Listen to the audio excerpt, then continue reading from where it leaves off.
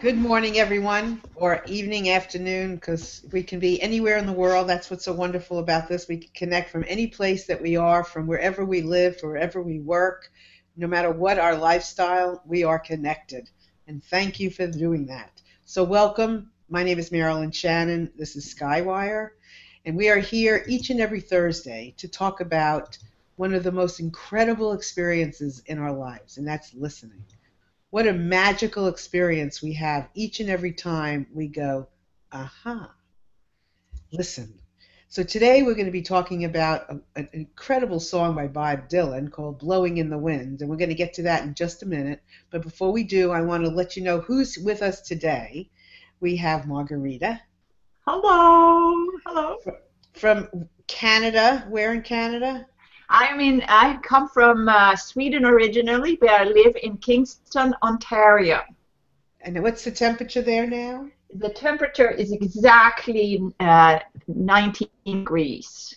And I want to bring a blessing from the tree outside. It's a locust, and it's blooming. And the smell is so amazing, and this scent is blowing in the wind. And in this tree, it's a huge tree, it's just outside of my window, there is about 1,000 bumblebees that humming. It's amazing. So this illustrates the topic today, I think. Perfect. And welcome, Gail. Hello, great to be here as always. And you are where, Gail? I'm in the Boston area. Chilly this morning, had on a little jacket when I was walking the dog. And what's the temperature? You know, I'm not sure, actually. You know what? Our thermometer was broken this morning, so maybe you don't want to know. That's like the scale being broken. So I had to go just put on a little jacket, and that was okay. Good. We're going to have to survive with that. Yeah, sometimes not sometimes, a lot of times, you just got to take what you got. Got to blow with the wind. You got to blow with the wind. And then we have our couple. We have Mark and Heidi. Hello. Hello, couple. Let's see how we. Where are you? Just a moment. Where are you? Where are we? We're in Umbria, in Italy, about an hour north of Rome. Yeah. And we have 32 centigrades, which is in Fahrenheit. Oh goodness, that's about 80. Oh, that's nice. And Mark, how long have you lived there? 3 years. Mm-hmm. He's 3 years. I'm 30 years. 30 years. Yeah. It's beautiful. Well, thank you for being here. So today there's a song that I've always loved. I mean, every time I hear the words, the phrases, I'm like I love it. And there's the one line, the title of the song I wanted to start with, and that's Blowing in the Wind. The answer is blowing in the wind, and I find that to be a fascinating metaphor, concept. So I thought, we have this incredible panel of brilliant people here that I was going to ask what that means, because I've always been curious about what that line means. And before we get started in discussing it, I want to welcome everyone that's listening, watching, whether you're watching live or you're watching us on the replay. We're so delighted that you're here, regardless of how and when you found us. Please feel free to comment, whether it's live or not. We will answer. If you are live and you want to comment live, we will talk to you. We love that. Just come on in and join us anytime you want to, because we'd love to hear what you have to say. So we've got the comment tracker up, and we're ready to go. So let's start with, I'd love to start with Mark and Heidi. What is I know you know the song, so what do you think the meaning of the line, blowing in the wind, means? The answer. Well, and that's what you have to listen for, right?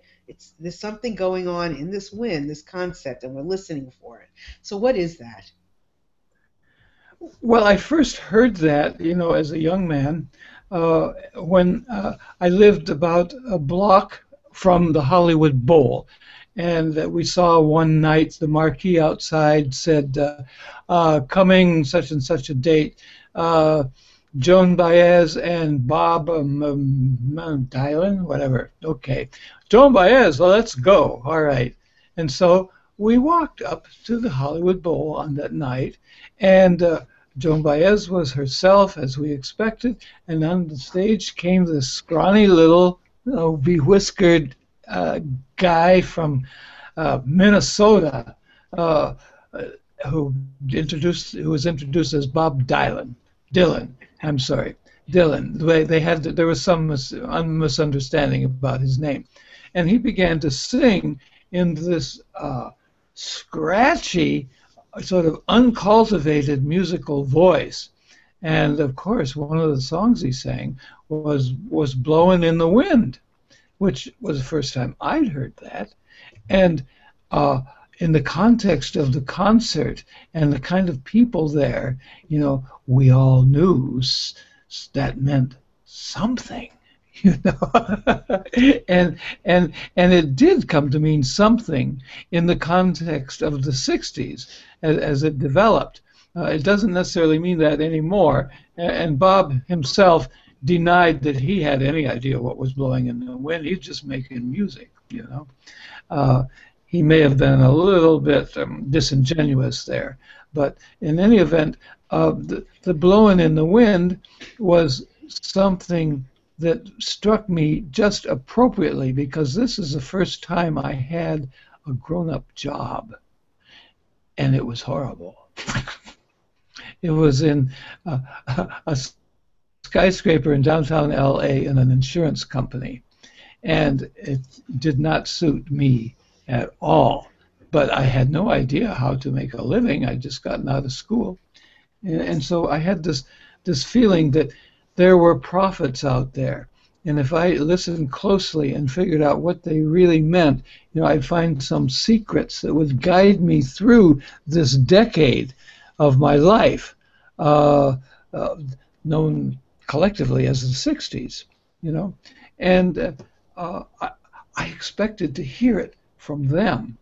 And of course, the huge difference, much later on, that I came to understand is that the blowing in the wind was internal. It was my own goings on that had to come out and emerge and answer those questions for me, Okay. And but it certainly fueled an awful lot of great concerts and a lot of good acid and a lot of fine wee times with fellow flower children, and so forth. So are you saying then to you that the definition or the meaning of blowing in the wind is what's going on inside of you?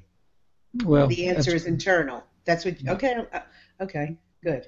All right, cool. And you heard that message. How did you hear that message? How did that message come to you? Well, just literally from the stage at the Hollywood Bowl, okay. Unexpectedly, And I looked at my wife, and she looked at me. Not her. And we just knew we were onto something that other people didn't know about yet, We were the in-group. Oh, it was a wonderful feeling to be privy to this kind of specialness. Okay. And when we came back to Wisconsin, we told all our friends. You betcha. So what was the specialty? What was that specialty that you went and you told that message? What was that message? Oh, well, it's like there was a development that came out of previous musical traditions. For example, it was not jazz and it was not rock and roll. It was something else. It was this combination of folk and rock and political sensitivity that I had never ever heard in music before. And this was going to be the wave of the 60s. So, but your feeling of that the answer was blowing in the wind was the answer was coming from inside of you. That whatever answer you were looking for, it was inside of you. Is that what you're saying? Yes, okay. Not then. I was waiting for it to emerge out there. Okay. And tell me, where to go and what to do. Okay. Yeah. So you were waiting for it to out there, and then it hit you that it wasn't out there, it was in here. Much later. Much Yes. later. But while you were listening to the song, you were just curious of what that line meant. Is that what you're saying? Yeah. Okay. I was certainly curious. You bet. Okay. But mostly it was the psychological feeling of being the in group.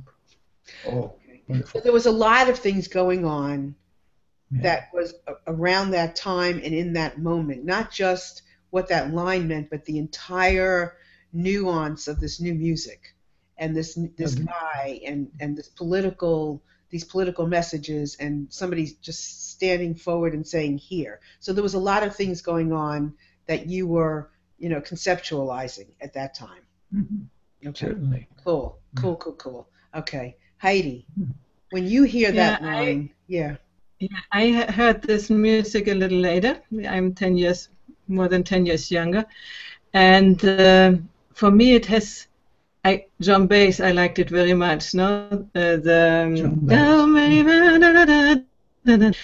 So it's the words got me, but I don't think I had the understanding for really what these words mean. But they expressed a desire or the hope for something new appearing, the hope for a better world already, and it has a melancholic aspect. These melodies, both of them, So it's more for me. It was more a heart thing that I was attracted to hear this music, and for me, music was really big part of my life. So I'm more susceptible, I think, on the vibrations, on the messages which come through the melodies. And this was really something.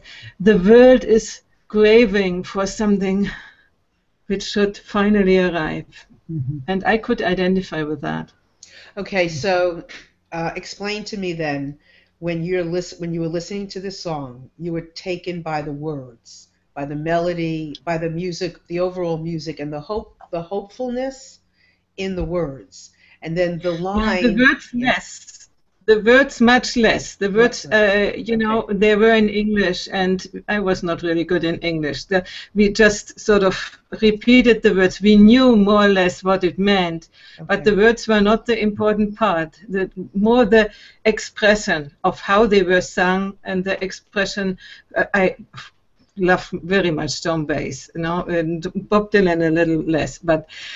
And the melody, the line of the melody, which is really, it goes directly to the heart, and it opens up the heart, and it opens up this human desire for change, let's say, towards the better. Okay. All right. We see how everybody listens and gets different information, somewhat. So Heidi, I'm curious now. When you hear the line, the answer is blowing in the wind. What does that line mean to you now? When I hear it as not as music but as a line, just as a line, I would say, then it would mean for me that I just have to be calm and listen what the trees whisper to me, or what whatever I listen, what is coming, and give it the space to into myself, into the understanding. Okay. Intuition or something like that, Okay. And Mark, before we go on, what does that line mean to you? Well, she's opening up new vistas here, because I was always translating it into transformational speech, either a change in the political system, or a change in some fantastic new technology, or some great unfolding of abilities later on within myself, etc. And she's talking about what's actually going on right now. What can I hear right now? What's in that wind?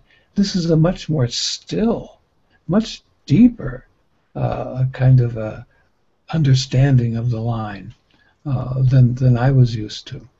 Okay. And of course, I get a lot of practice with that kind of listening with her around too. Yeah. Good. All right. Good. Thank you. So, Gail, what about you? What does that line mean to you? blowing in the wind. What does the wind mean, and what is blowing in the wind? First, I just want to say what an amazing conversation, as always, as always. So as a writer, to me, it is just one of the most profound statements of truth that you could ever say. And so what it means to me is that the answer eludes us. There are certain things that life is just a mystery. There are certain things that we will never understand, and maybe that's even the answer. The answer is blowing in the wind. The answer is that we'll never know. If you think about the lyrics of the song, just like where Bob Dylan was coming from, and I think it has all the political ramifications that Mark was mentioning. It was just like, what a genius guy. But so how many roads must a man walk down before they call him a man? How many seas must a white dove sail before he sleeps in the sand? How many times must the cannonballs fly before they're forever banned? I get the goosebumps. Oh my God! I'm getting goosebumps because you know it so well, and I love it. Go ahead. Oh, I used to sing it and play it on the guitar. God. I think we're gonna all have to sing it. Go ahead. It's just incredible, and like to me, what that's saying is like we don't know the answers. How do you know this? Like there are certain things that are just unanswerable. That life is just a mystery. So I hear that in it. And then, when you hear his lyrics, the particular, how many times must the cannonballs fly before the forever ban, it's like this sense of, like, almost hopelessness in a sense, Like, what is the answer to that? It's just, well, that's where the political, piece comes into it, or the moral, moral. Well, we'll get more into, like, the words in the song, because there's some things that have such meaning, and I'd love to know what you hear in those meanings. Mm-hmm. But for the line, the answer is blowing in the wind. You're saying that to you, that the answer, we may never know the answer. Yeah, the answer eludes us. It eludes us. It may be unknowable. It may be unanswerable. Maybe, So, okay, all right. And then we're going to put it together, because I find that fascinating, because when you think of, it's like, how long will it take before we stop doing certain things? Right. So we start killing each other, right? So it's like, and how long will it take for a man to be free? Right. Exactly. When I get that, I'm like, oh my God, I just can't. So we may never know the answer, and it may never happen. Is that what that line would mean? Okay. That could be an interpretation of it, but blowing in the wind means that it eludes. You can't catch it. It's blowing in the wind. It just, you can't hold on to it. You can't grab it. Okay. All right, cool. So now what do you hear, Margarita, in that line? Just that line. What do you hear? Well, I just love what Gail said. Yeah. That you can't hold on to it. And I like Heidi's comment about, when I heard this song first, it was a long time ago, and I'm Swedish, right? So the English wasn't so good. So I listened to the music instead, and not listening to the lyrics. Okay. But so you did the same thing. You did the same thing Heidi did. Yeah. Wow. Yeah. And you got the message. Probably. Probably. But what it means to me with the words is like wind, it's the internal wind, which is our thought stream. And if one is intuitive a little bit, or clairsentient, whatever, then you can tune in with the thought streams that goes in our space, And for those who are more intuitive than me, maybe, they can actually hear these thoughts going on as general energies in the surrounding, and so what's blowing in the wind is if you can tune into that and be silent inside, and you might tune into that and take advantage of it and learn from it, or make bad things from it, whatever the reaction is in each person. But ultimately, is to listen to our own wind, our own thought streams, and how much guck is in there. Mm-hmm. Gotcha. Because we're repeating all of those oh, I'm not good enough, or things like that, right? Most people have like this self-talk wind that goes in the mind and it repeats, and then when you're dreaming, it's repeating, it's constantly going, right? Mm-hmm. So for me, when you say blowing in the wind, it's like, okay, I need to have to pay attention. I mean, listening to what my inner wind is saying to me. Maybe I can overcome having this much crap in there that I have sometimes. But I think it's a motivation actually to actually improve ourselves. If we're listening into the thought stream we have ourselves, I think we become better people, because if we actually listening to what our thoughts are, I mean, there is so much things that are redundant there. Mm-hmm. I think for most people.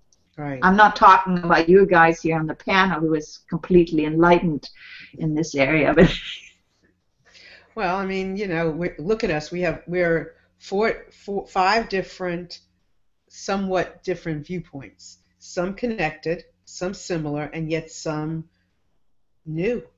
And so we're all listening for that listening to, for, at the interpretation that we each have, based on who we are, based on where we've come from, based on, our experience. I mean, out of the five of us, two of you first listened to the melody, and you got a feeling from the melody.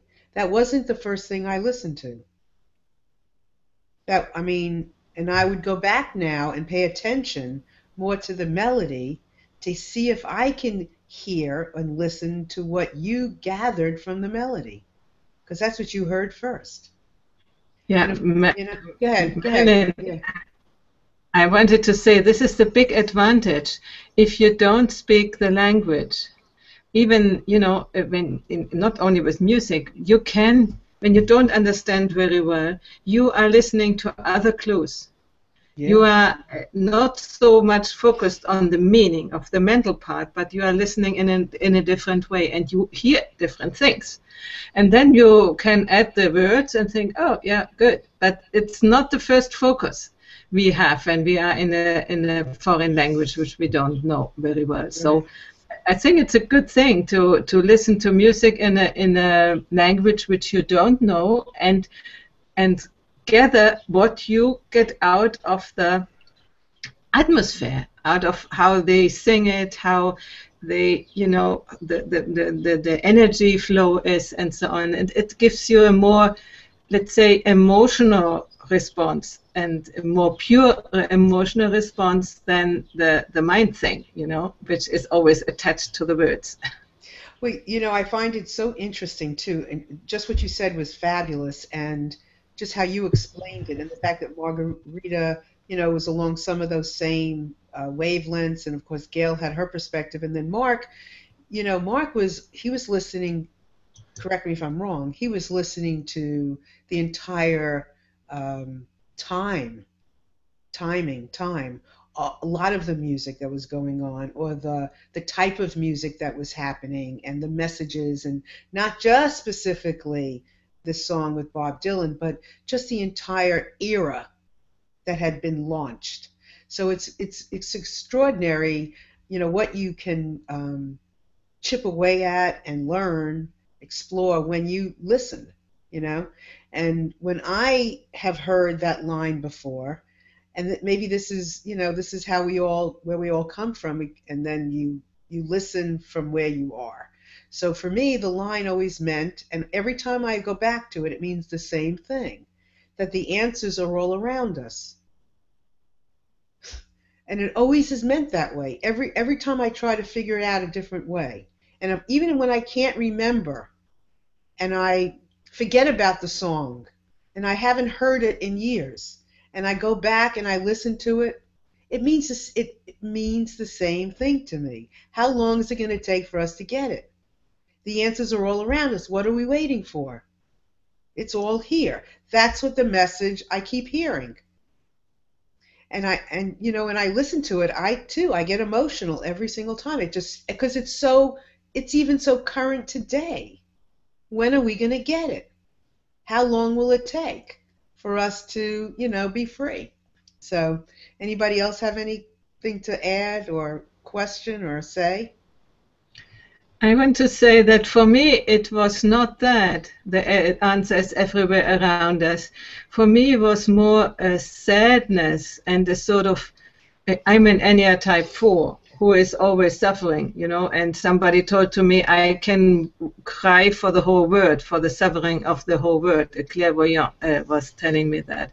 So I was more oriented into the desperation. Why don't we get the answer? It is blowing in the wind, and the wind is blowing it away. So, and by the way, when I hear the words, I immediately hear the melody. The words, they are immediately triggering the melody in my head, and I would like to sing, That's Well, we want you to sing, so maybe we're all going to have to sing this song today, because, yeah, Gail, go ahead. Yeah, thinking about it now a little bit more, when I think of, the answer is blowing in the wind. So when something is blowing in the wind, it's completely out of your control. It's haphazard. It goes here, it goes there, it goes everywhere. You don't have control over it. And so it's sort of, in a way, what Margarita, what you were saying before about your thoughts and your mind, and I don't know, I think maybe Heidi, you said something like that as well, but that's that out of control, that haphazardness of it. So I was thinking about that, and that how it feels, life or the answers can feel so much out of our control. But if you change one word, and this is just my own little thinking now, but if change it and say, instead of blowing in the wind, you say blowing with the wind, then it has to do with almost like a surrender. Then it has to do with you're going with life as opposed to against it. So that was just another little thought that I had. Oh, wow, that's cool. And I looked up trying to see if there was any explanation from Bob Dylan, about what he has never said what it meant. I mean, not that I could find. So anybody that's out there that's listening, if you have another perspective on this, and, I would love, because it's like this deep thing for me, I would love to hear from you anytime. So just, connect with us and give us a comment and let us know what you think. Anybody else have any comments before we go on to some of the lyrics? Well, he could have felt that it meant all these things as well, because there Absolutely. is so much interpretation of it, but it's all connected, it's very deep. It's and I don't think he necessarily meant one thing. I mean, that's what makes it so profound, is that look what we're doing here with this one sentence, there's so many ways to interpret it. Yeah. And you know what, you probably have a really good point there, because when you think about the answers, it's not one, that's not the answer, is it? It's not. Yeah, it is. Is it the answer? Yeah, the answer is blowing in the wind. So it's but he had a lot of questions. In other words, it was each related to a question. So it's, in that sense, it's the answer, whatever, the tough question. Yeah. Yeah. So cool. So, okay, so how many roads must the man walk down before they call him a man? So, anybody have any comments about that? Okay. Anybody hear anything in that line? Yeah, I'm here. Am I on? Yeah, you're on. Okay, good. Before we go to the lines themselves, I really wanted to say that I have asked that question and looked for what Bob meant, and not only in that song but in others, because he's such a fascinating character. But you know what? He was a musician, and when he was saying the answer is blowing in the wind, he was listening. And a big thing that he was listening to was, who's listening to me? Who's out there responding to this? How do I shape my music, my career? What direction do I go in to ride this crest of whatever is emerging now and stay on top of it?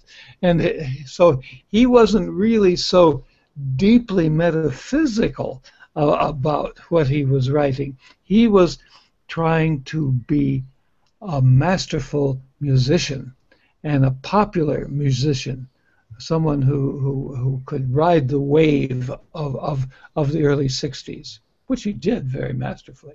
Yeah. Yeah. So Possibly. I mean, he was a poet, a writer. I mean, he had to be, in order for him to be liked by the '60s, he had to be speaking to truths. You know, right? Go ahead. Yeah. Yeah, I want to add another thing. You Yeah. know, this often when you are an artist, you do things and you don't really know.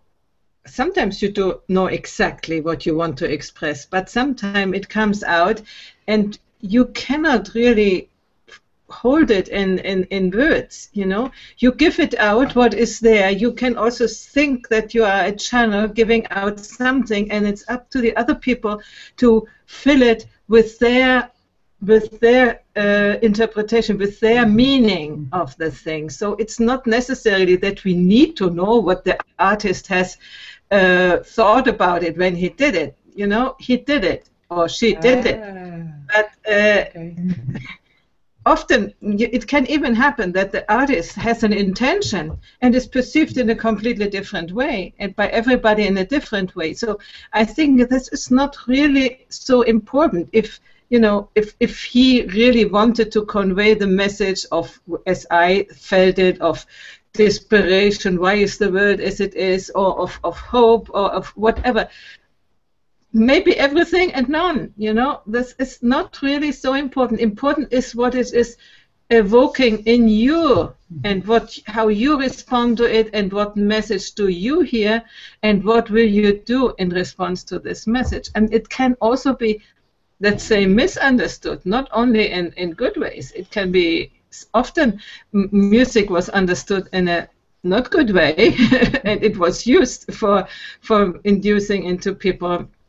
You know, I'm just thinking as an association of singing, soldiers singing to keep up with their music can be abused, and the song was not necessarily written for that, you know.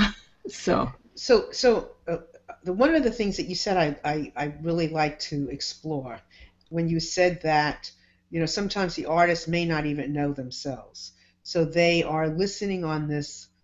They're like not a pawn, but a vehicle, a vessel, to express something, and they may not even know how, or not necessarily know why it's coming. That's the thing, but they end up doing it anyway because they are a vessel, or they are the messenger. Is that what you're saying,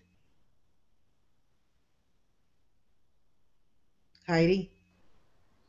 yeah, I think it can be. It's not always like that. There is art which has a very concrete direction, but often it is.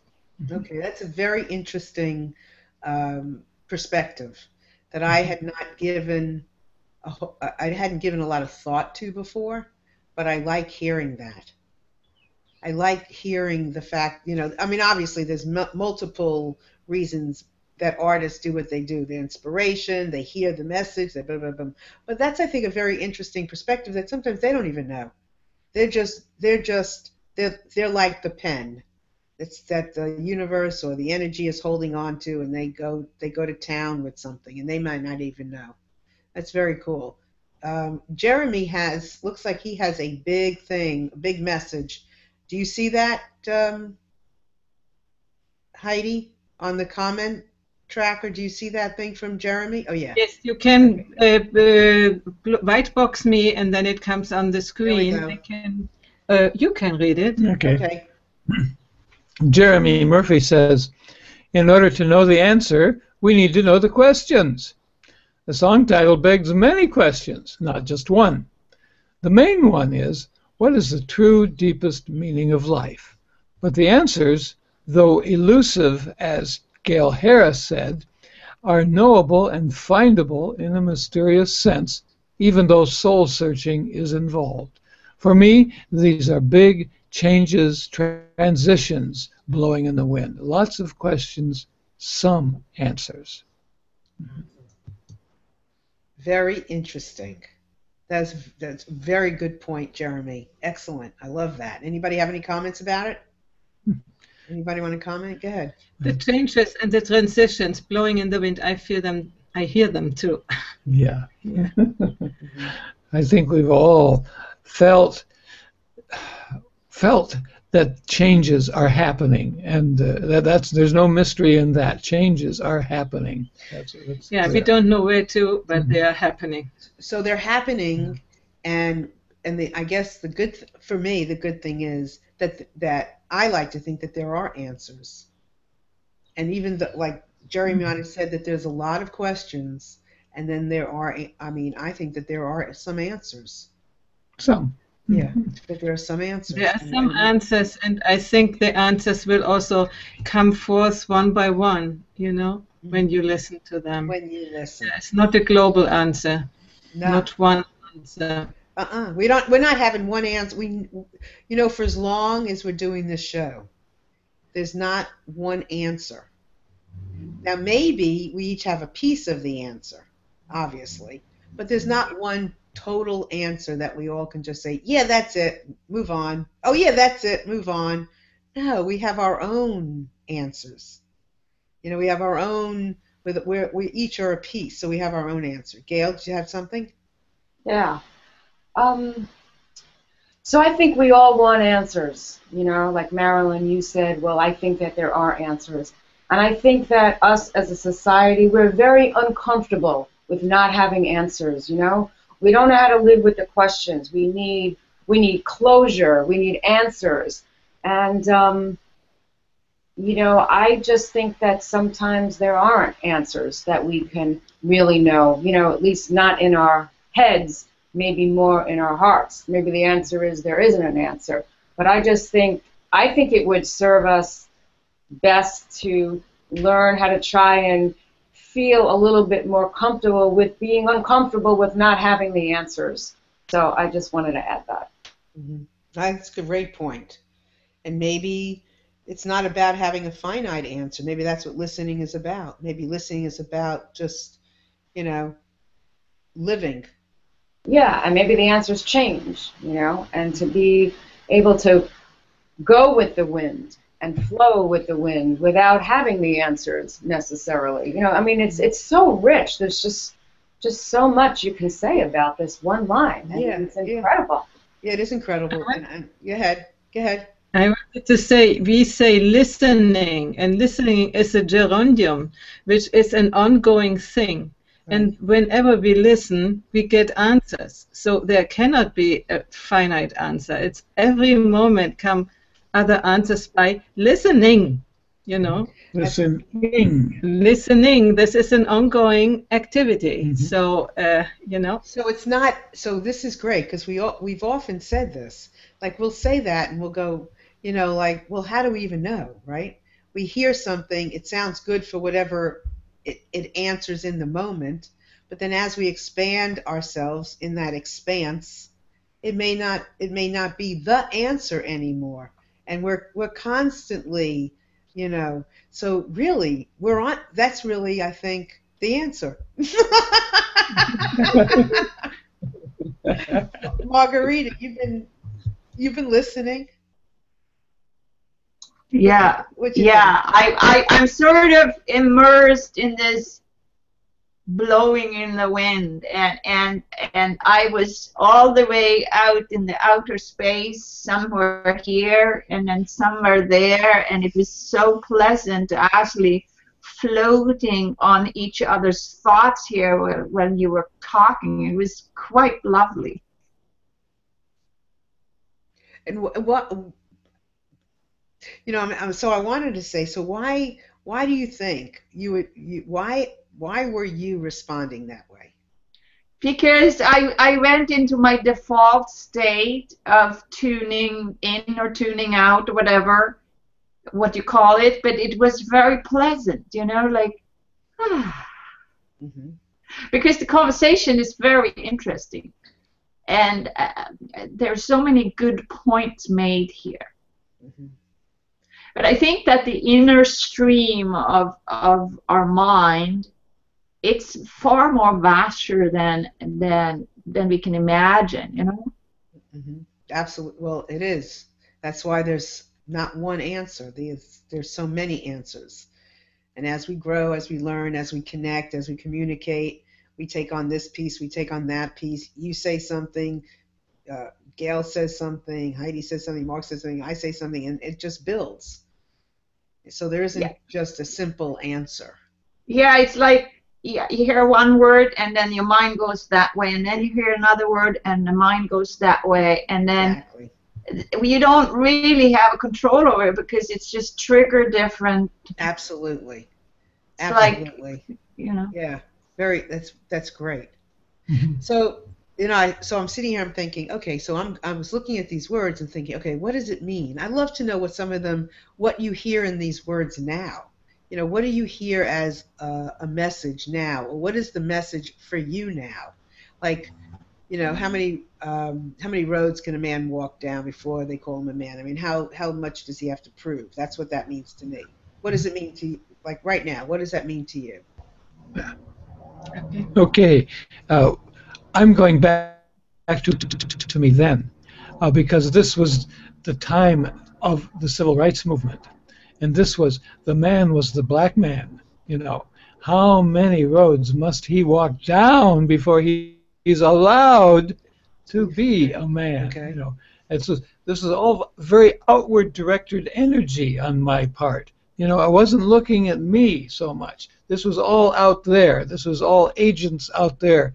And I was, just an observer, a participant in some small way, but not really an agent of any kind of change myself. It was all, I don't know what my point is, except that the song was not about me. It was for me, I'm thinking now we were talking in terms of questions and answers, and I thought, in a modern context, it may make much more sense to be talking about maybe questions and responses rather than answers, because the response could be another question, a better question perhaps. And so it's not the black and white world that I lived in then, me and out there. It's much more interactive kind of participation in the world now. Mm-hmm. Yeah. And listening, the part that listening plays is what, Mark? What part does listening play? That's that the listening is a place that will awaken or can awaken in me some aspect that I had not given voice to before. And it's coming from somebody else, perhaps, but it's triggering something unheard in me as a response. Right, and that's what you listen for. Yeah. Well, you listen for the process to even explain it. You listen for the steps. You listen for what comes. You listen for what you don't know, the question. Cool. Anybody else? I'll go. Yeah. Two thoughts came to mind for me. One, when I was listening to Mark talking about the black, the black and white and the civil rights movement. Yeah, that was definitely going on at that time. But it's funny because I thought of it more as like the peace movement. So when I thought about it, when I think about the words for that time and how Bob Dylan might have meant it, I was thinking of it more as like, when a man realizes, when a man is really a man, would he really keep killing another man? You know what I mean? Like, what does it mean to really be a man, in the genderless sense, like, so that one aspect. But then when I think about it now, like you said, what does it mean to you now? So what it meant to me now is that, or what came to me was that it's a very individual journey for each man / woman, that, how many roads must a man walk down? Well, for each man, it's different. For one man, it may be one road. For another man, it may be 1,000,000 roads. And that just this whole life journey is such a personal journey for each individual one of us. Oh, I love that. Okay, I love how this is, because it's so interesting how we can, how Mark can be taking it back, and Gail, you brought it forward, and how it shows how it's so timeless. No, yeah. You know, some of this stuff is so timeless. So a white dove. Okay, so how many? How many? Can I say? Yeah, go ahead. Yeah, sure. For me, it's more mankind. Say How that again. many roads have mankind, I mean, humanity? yes. How Okay. many, how often have we to repeat these things which we are doing? I mean, like, for instance, with the climate change and all this crazy stuff. How often have we to bang with the head against the wall before we really wake up and take care for life, you know? This I see more, not so much the individual thing, but humanity, what does it need that they finally, we as humanity, we finally do things which are preserving life instead of distracting it. And I believe that that's probably part of maybe an overall theme, an overall concept going through the entire song. Heidi, I'm glad you said it like that, actually, because that's what I was alluding to, but you really just crystallized it, so I appreciate Yeah. that. Yeah. I mean, I think that's the overall. And so interesting, though, you know, to listen to it from a perspective of in the 60s, to listen to it from a perspective of now when we have a different way of exploring, of expressing our spirituality in some ways. You know, what would the song have sounded like if we analyzed it or tried to analyze it in the 70s? What would it have looked like? And Mark, you're really good at this. You know, if my husband was sitting here, he'd be the same way because I think in a lot of ways I was in a fog. So I can't So, say, yeah, go ahead. in the 70s, that 60s idealism was deteriorating. We had fought a terrible long war, and we lost, you know. The civil rights movement had begun to throw out white leaders, and us good white people couldn't lead the movement anymore, you know. Another destruction of this idealism. It was a whole worldview that had crumbled by the 70s, you know, and so what can you remember good about the 70s? Some good music, Good music. but socially, in many ways, it was just a kind of slow crumbling, backing away from. Maybe it was just my youthful energy that was now face to face with the workaday world. But anyway, no, it is the 70s were I don't know. We different. streaked. We were streaking in the 70s. Oh yeah, that's true. Hmm. I mean, Vietnam War was, you know, we were protesting. Uh-huh. Well, maybe I wasn't so Well, much in a fog as I thought I was. I do remember streaking, and you know, I went to Syracuse, and there was a whole lot of streaking going on. Yeah, Yeah, that was a big item in the 70s. I yeah. recall that too. But I was too old for it by then. No, Mark, come on, you're not really. But I mean, when you take a look at I mean, through these ages, you know, through the 60s, through the 70s, through the 80s, through the 90s, has the message, are we hearing a different message? I think they, Oh, we lost him. you Say know, that again?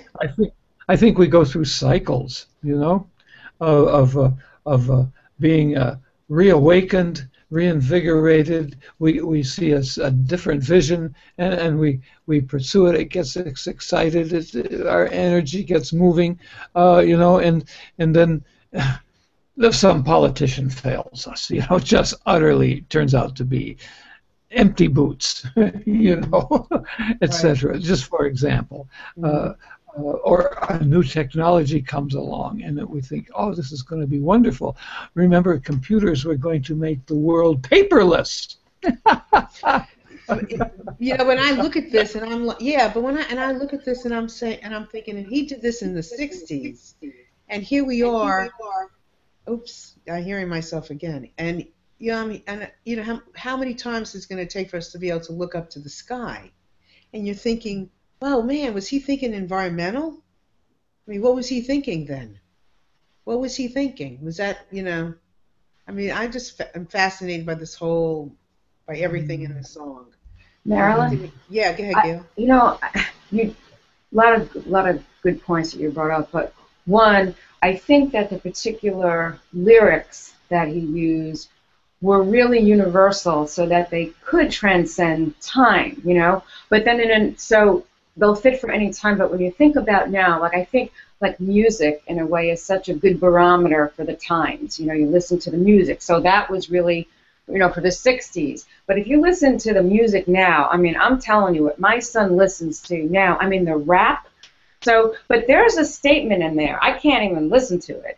But yet there is some sort of message there, some sort of statement. I mean, it seems to me like it's, I don't know, like angry. And there's probably a lot of good to it that I don't realize. But in a sense, if you take Bob Dylan's lyrics, back then, it probably can be translated, into the rap in a certain way. There's some sort of dissatisfaction, at least it sounds to me like it's some sort of dissatisfaction that's being expressed. And so, Bob Dylan was expressing some sort of, questioning or dissatisfaction. I mean, just talking about it, it's life, you know what I mean? Like hundreds and thousands of years, and it's just, we're all going to have life is hard, and we're going to have our struggles, and it's going to be experienced and felt in a different way. Back then, before there was computers, people were just struggling they didn't have electricity, and, just the struggles were different.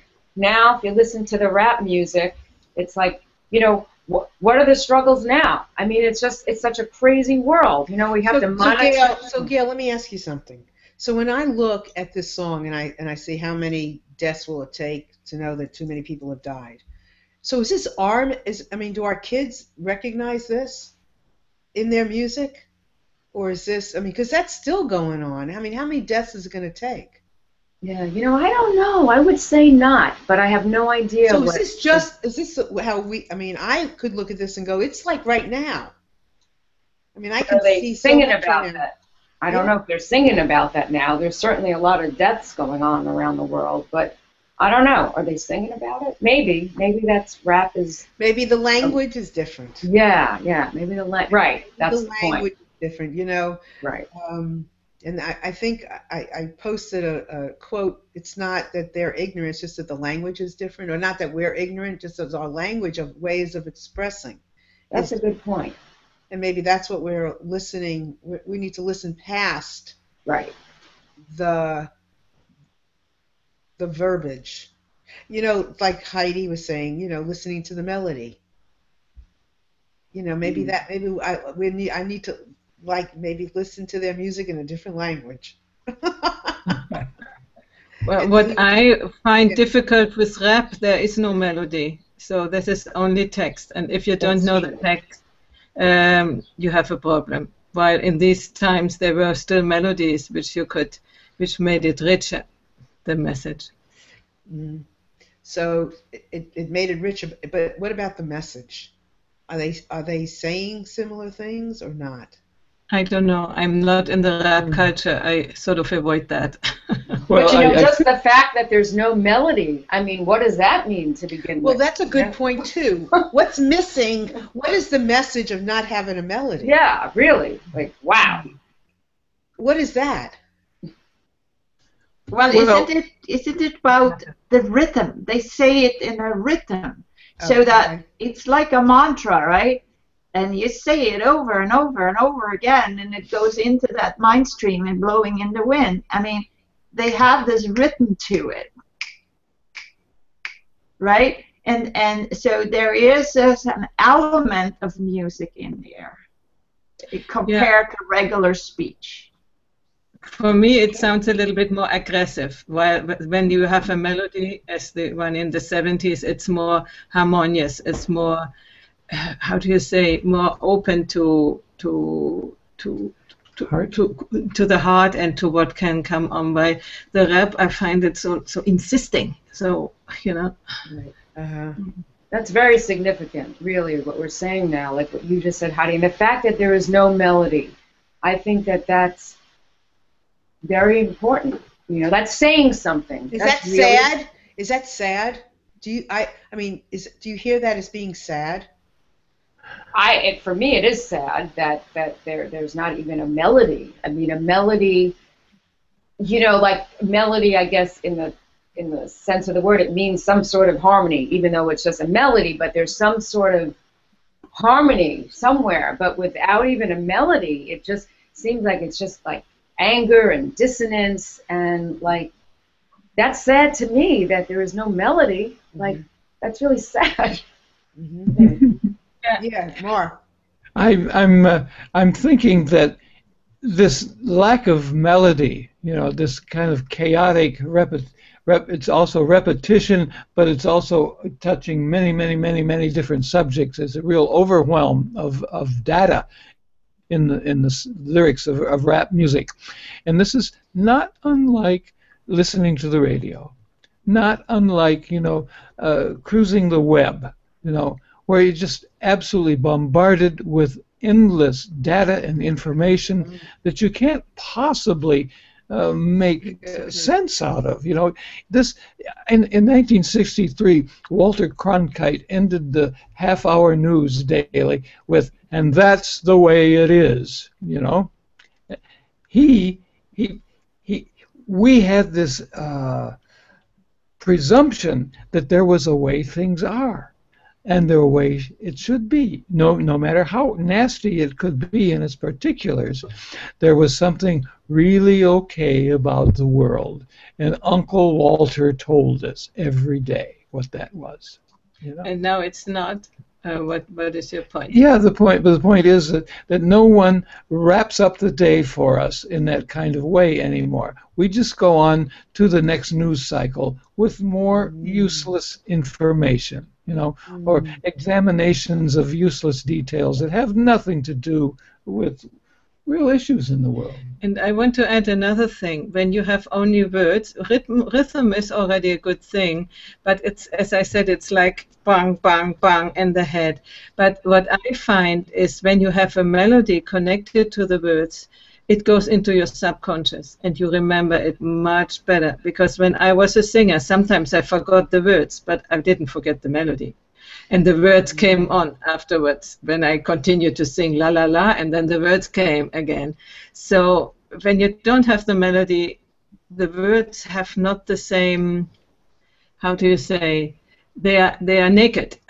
That's very that's very interesting you said that, because now what came to mind that I just heard was that when you said humming with the music, so it becomes, it's not then, I don't know, do the kids walk around repeating the words? Because like you said, you would hum the words or you would sing a line. It becomes everybody's music.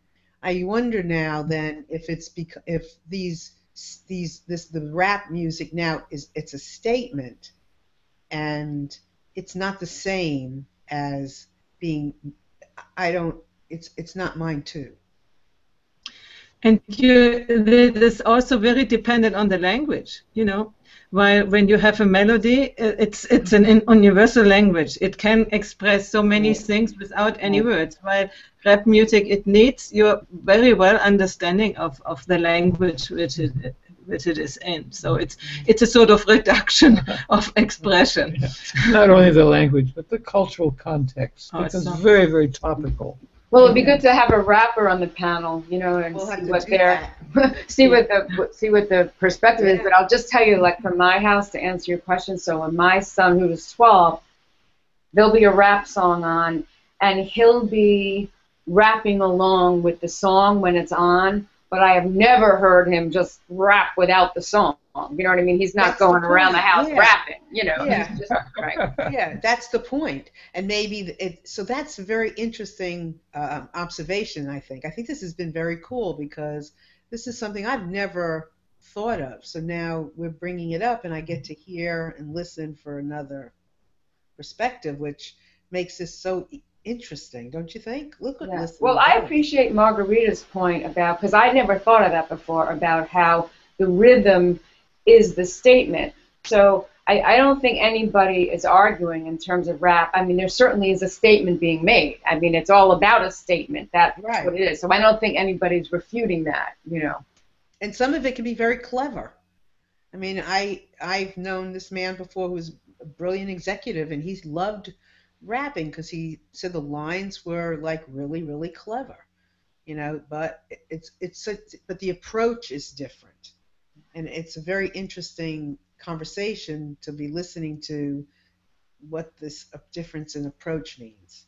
So anyway, yeah, Margarita, go. Yeah, what is the difference between poems, rhymes, word games, rap, and regular music? I mean, isn't it a graduated state, a stage from word and sounds and rhythm?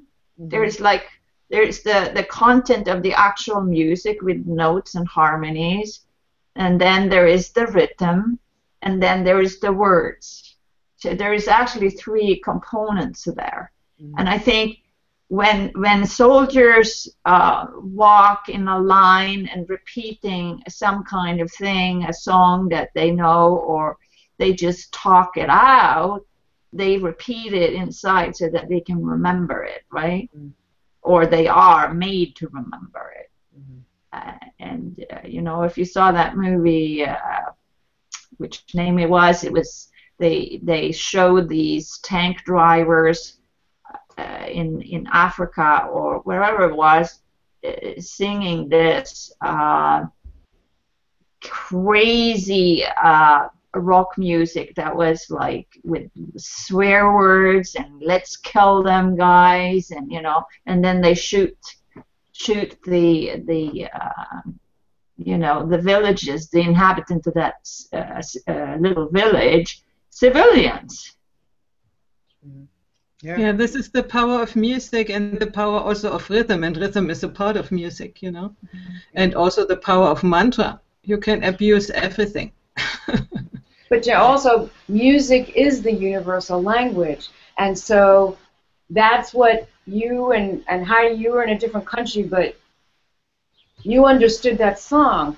But like with rap, the universality of it is gone, you know? So it's like I can't relate to it at all. It's sort of sad to me that it's not universal anymore. It's just very much right here, this is how I feel, and this is my anger, and I'm sure a lot of people respond as well, but it just seems like it's not universal anymore. Anyway, that's just my bias, I guess. And they could see the same thing about some other music, that doesn't touch their soul, you know. I see that we have a comment up there, and I know it's 12 o'clock. So, do you want to put that up there, Heidi? Let's see. He has statements with rhythm.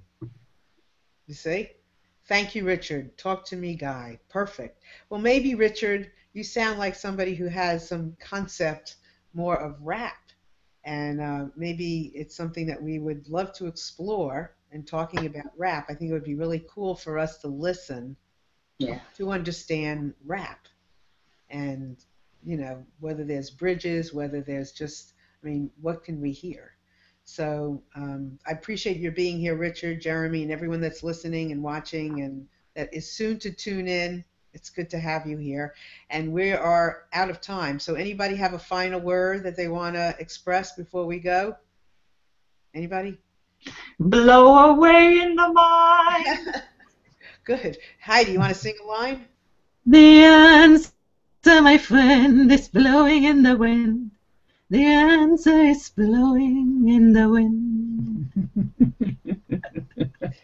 Perfect. Couldn't be any better than that. Can't get any better than this. Yeah. So for everybody listening and for all of us, we will be on vacation next week and the week after. So we will not be here for 2 more weeks, but we will be back in 3 weeks with another phenomenal episode of SkyWire. And so if anybody has any questions, please feel free to connect with me personally. I'd love that at Marilyn at MarilynShannon.com is a great way to reach me. If you have an idea for a show or for any, you know, ideas, we'd love to have them. Anybody else before we go? All right. Take care, everybody. Have a wonderful time. Bye. Bye Bye bye. bye.